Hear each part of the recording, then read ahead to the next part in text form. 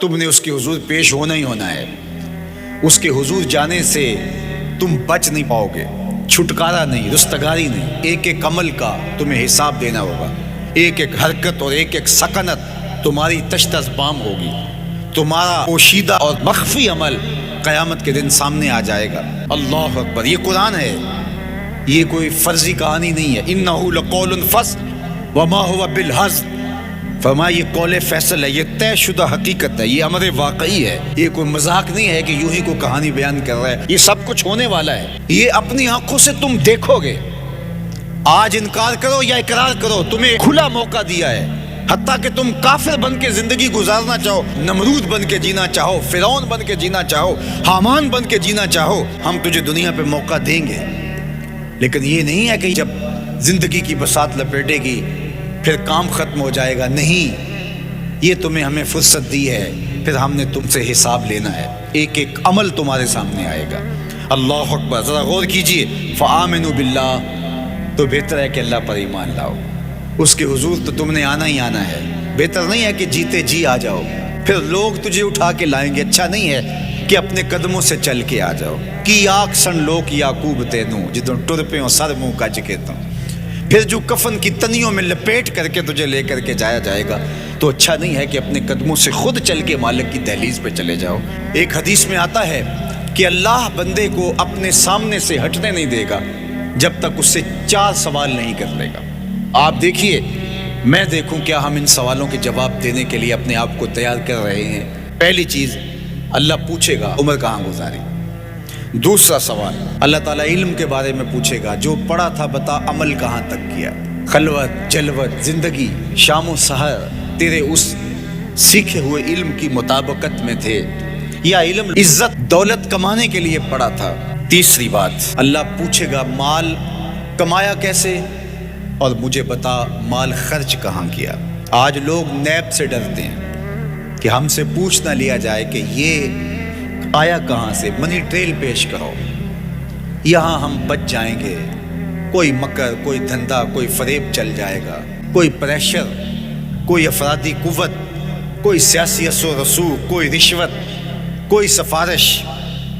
کچھ نہ کچھ تو راستہ نکل ہی آئے گا. اور آج کی دنیا میں صرف یہی پوچھا جاتا ہے کمایا کہاں سے. یہ نہیں پوچھا جاتا خرچ کہاں کیا. جیسے چاہو خرچ کرو، لیکن وہاں سوال ہوگا وفیما انفقہ، خرچ کہاں کیا. یہ سوال بھی کیا جائے گا. وعن جسم ہی فیما ابلاہ، اور جسم کے بارے میں پوچھا جائے گا اس جسم کو دی ہوئی توانائیوں کو خرچ کہاں کیا. بعض روایت میں ان شباب ہی فیما ابلاہ، جوانی کے بارے میں پوچھا جائے گا تیری جوانی کے خوبصورت دن کہاں گزرے. مجنو بن کے چوکوں میں کھڑا تو نہیں رہا، پارکوں کے گرد پروانوں کی طرح گھومتا تو نہیں رہا، تیری نظر بدکاریاں تو نہیں کرتی رہی، اپنی خواہشات کا غلام بن کے زندگی تو نہیں گزاری، تیری ساری رات 4 انچ کی سکرین کے اوپر بدکاریاں کرتے بسر تو نہیں ہوئی. پوچھا جائے گا بتا جوانی کہاں گزری. جوانی مستانی ہے یہ کہہ کر کے تو نے ہر ضابطے سے چھٹی تو نہیں کر لی تھی، یا جوانی کے تقدس کو تو نے محفوظ کیا اور راتوں کی تنہائیوں میں اللہ کے حضور سجدہ ریزی کرتا رہا. میرے اور آپ کے آقا و مولا نے فرمایا جو جوان جوانی میں توبہ کرے وہ اللہ کو محبوب ہے. اللہ اکبر. اور اللہ جن 7 لوگوں پر اپنے عرش کا سایہ کرے گا ان میں سے ایک شخص کا ذکر کرتے ہوئے فرمایا وَشَابٌ نَشَأَ فِي عِبَادَةِ اللَّهِ، وہ جوان جس کی جوانی اللہ کی عبادت میں گزری.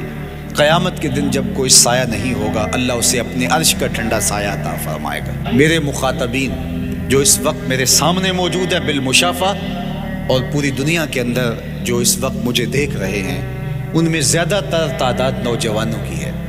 تو میں آپ سب سے مخاطب ہوں اور آپ کو کہتا ہوں کہ یہ جوانی دوبارہ نہیں ملنی. بندہ کہتا ہے بڑھاپا آئے گا دیکھ لیں گے. جس طرح ہر چیز کا سرور جوانی میں ہوتا ہے، ہر چیز کا لطف بندہ کہتا ہے جوانی میں ہے، سجدوں کا جو لطف جوانی میں ہے وہ کسی اور زمانے میں نہیں ہے. اپنی پیشانی کو سجدوں سے آشنا کرو، اپنی جوانی کو مثل سحر بے داغ رکھنا، اپنے شباب کو الجھنے نہ دینا. اپنے شباب کے تقدس کو پامال نہ ہونے دینا۔ اس کائنات کا بہترین چہرہ وہی ہے جو جنسی کالک سے محفوظ ہے۔ اپنے تقدس کو مجروح نہ ہونے دینا۔ تمہاری زندگی شبنم سے پاکیزہ تر رہے، سحر سے پاکیزہ تر رہے۔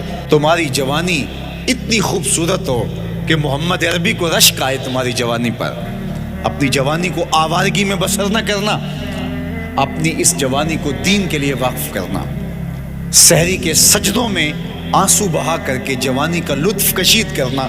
جوانی کا لطف اور مزہ رب کے ساتھ محبت اور رب کے ساتھ عشق کرنے میں ہے۔